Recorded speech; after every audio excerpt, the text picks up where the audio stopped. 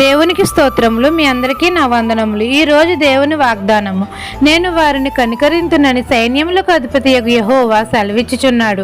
మలాకి గ్రంథం 3:17 సైన్యములకు అధిపతి అయిన యెహోవా నేను వారిని కనికరింతునని మనతో సెలవిస్తున్నారు.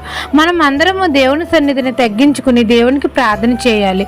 అప్పుడు తండ్రి మన మనవి ఆలకిస్తాడు. విరిగి నలిగిన హృదయం కలిగి ఆయనకు మొరపెట్టాలి. అప్పుడు తండ్రి మనల్ని రక్షిస్తాడు.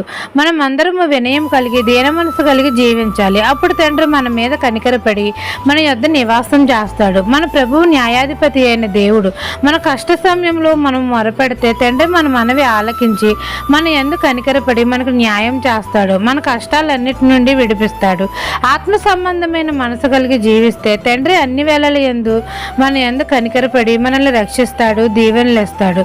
తండ్రి తనకి ఇష్టమైన కుమారుణ్ణి కనికరించినట్లు మనల్ని కనికరిస్తాడు. ఈ దిన వాగ్దానం మీ నా జీవితంలో నెరవేరాలని కోరుకుంటూ దేవుని సువార్త పరిచర్యలో మీ సహోదరి. ఆమెన్.